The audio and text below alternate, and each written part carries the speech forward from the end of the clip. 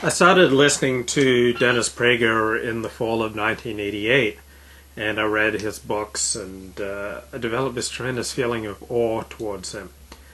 And it's something that's quite common, particularly by newcomers to Judaism.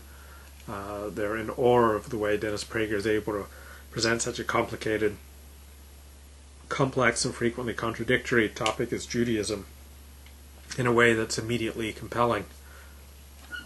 Now, in the eyes of scholars of Jewish text, Dennis Prager and his best friend Rabbi Joseph Telushkin are often looked upon as secondary text guys.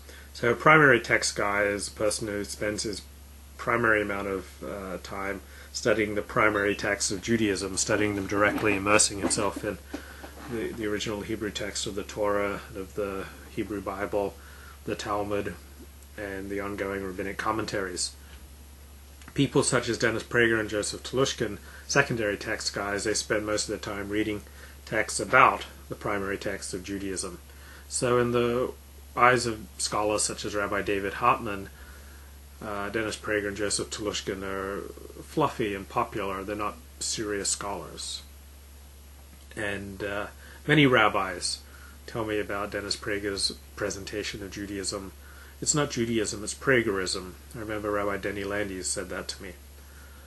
So, on the one hand, there are those of us who are relatively new to Judaism, who have this tremendous awe of Dennis Prager. Then there are those who grew up in Judaism and who are literate in the texts of the Jewish tradition. And I've never met anyone who grew up in Orthodox Judaism or who is literate in the texts of Judaism, who displays awe towards Dennis Prager. I often hang out after speeches by Dennis Prager, I have in the past, and he's often surrounded by people who are just awestruck towards him. And I'm always struck that these people are the least likely to read Hebrew. And those people who can read Hebrew are the least likely to display awe towards Dennis Prager.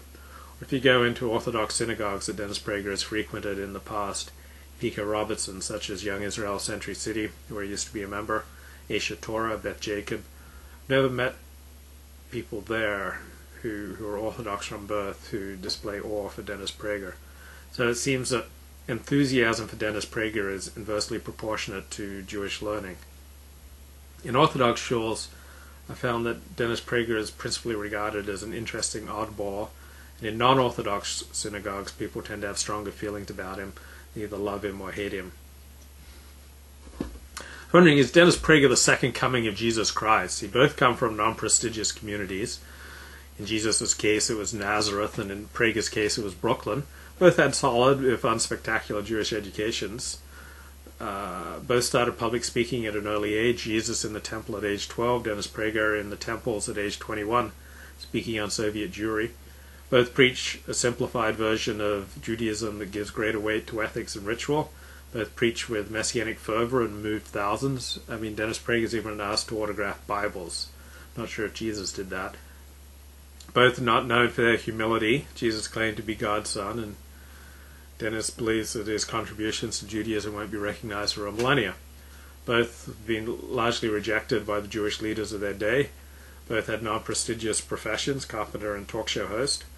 Both had devoted followings among the common people, while the intellectuals more often than not despised them.